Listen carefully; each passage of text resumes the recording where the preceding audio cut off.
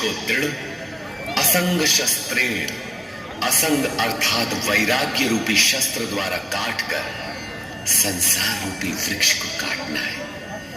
ऐसा नहीं कि पीपल की जड़ में परमात्मा रहते हैं या पीपल का पत्ता वेद है और आरती करने लगे पेड़ की। इस संसार वृक्ष का मूल तो स्वयं परमात्मा ही बीज रूप से प्रसारित है, तो क्या वो भी कट जाएगा? दृढ़ वैराग्य द्वारा इस प्रकृति का संबंध विच्छेद हो जाता है। यही काटना है। काट कर करें क्या?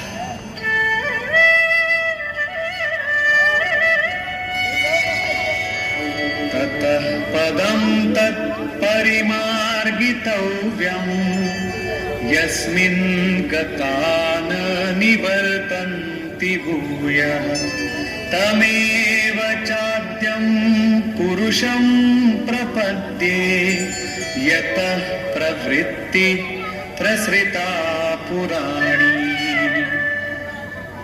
दृढ़ वैराग्य द्वारा संसार विटप को काटने के उपरांत उस परम पद परमेश्वर को अच्छी प्रकार खोजना चाहिए, जिसमें गए हुए पुरुष फिर पीछे संसार में नहीं आते, अर्थात पूर्ण निवृत्ति प्राप्त कर लेते हैं। किंतु उसकी खोज किस प्रकार संभव है? योगेश्वर कहते हैं, इसके लिए समर्पण आवश्यक है। जिस परमेश्वर से पुरातन संसार वृक्ष की प्रवृत्ति विस्तार को प्राप्त हुई है, उसी आदि पुरुष परमात्मा की मैं शरण हूं, अर्थात उनकी शरण गए बिना वृक्ष मिटेगा नहीं। अब शरण में गया हुआ वैराग्य में स्थित पुरुष कैसे समझे कि वृक्ष कट गया? उसकी पहचान क्या है? इस पर कहते हैं, निर्माण मोहाजित संग दोषा अध्यात्म नित्या विनिवृत्त कामा द्वंद्वैर्विमुक्ता सुख दुःख संज्ञैर् गच्छन्त्यमूढा पदमव्ययम्।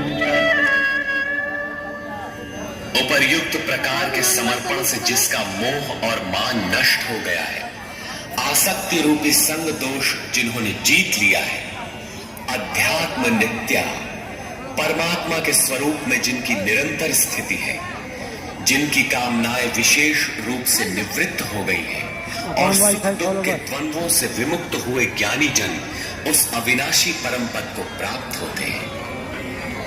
जब तक ये अवस्था नहीं आती, तब तक संसार वृक्ष नहीं कटता। यहां तक वैराग्य की आवश्यकता रहती है। उस परम पद का क्या स्वरूप है जिसे पाते हैं? न तद्भासयते सूर्यो न शशांको न पावकः यद्गत्वा न निवर्तन्ते तद्धाम परमं मम। उस परम पद को न सूर्य, न चंद्रमा और न अग्नि ही प्रकाशित कर पाते हैं। जिस परम पद को प्राप्त कर मनुष्य पीछे संसार में नहीं आते हैं, वही मेरा परम धाम है, अर्थात उनका पुनर्जन्म नहीं होता। इस पद की प्राप्ति में सबका समान अधिकार है। इस पर कहते हैं,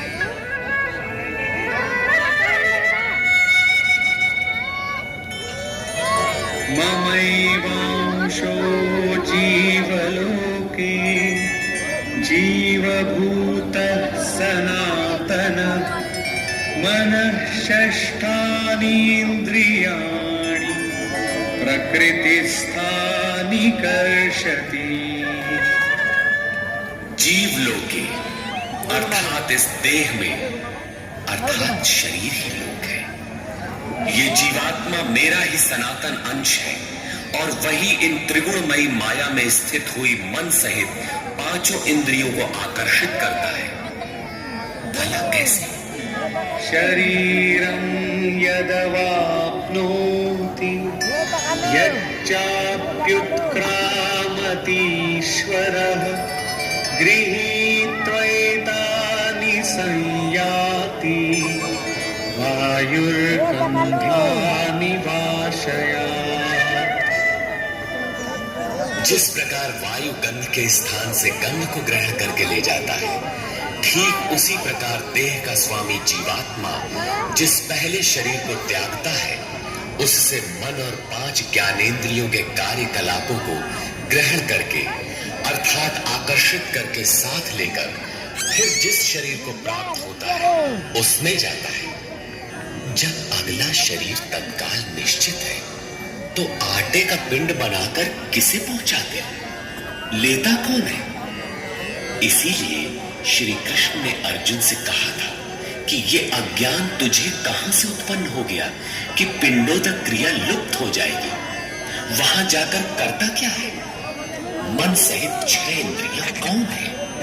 श्रोत्रं चक्षुस्पर्शनं च रसनं घ्राणमेव च अधिष्ठाय मनश्चायं विषयानुपसेवते।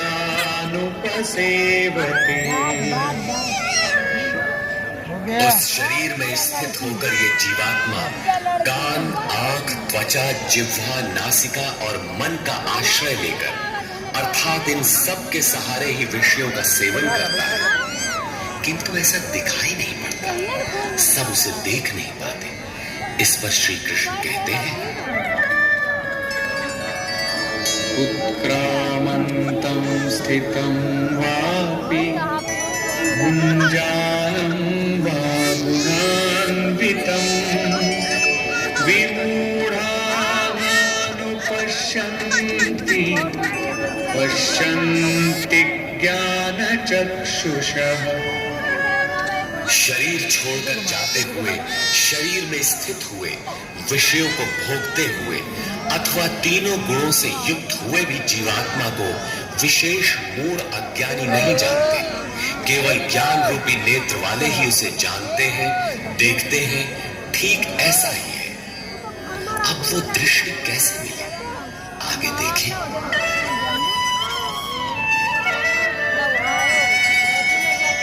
यतन्तो योगिनश्चैनं पश्यन्त्यात्मन्यवस्थितं यतन्तोऽप्यकृतात्मानो नैनं पश्यन्त्यचेतसः। योगी जन अपने हृदय में चित्त को सब ओर से समेट इस आत्मा को यत्न करते हुए ही प्रत्यक्ष देखते हैं, किंतु अकृतार्थ आत्मा वाले अर्थात मलिन अंतःकरण वाले अज्ञानी जन यत्न करते हुए भी इस आत्मा को नहीं जानते, क्योंकि उनका अंतःकरण बाह्य प्रवृत्तियों में अभी बिखरा है। चित्त को सब ओर से समेटकर अंतरात्मा में यत्न करने वाले भाविक जन ही उसे पाने के योग्य होते हैं। अतः अंतःकरण से सतत सुमिरण आवश्यक है। अब उन महापुरुषों के स्वरूप में जो विभूतियां पाई जाती हैं, जो पीछे बता भी आए हैं, उन पर प्रकाश डालते हैं।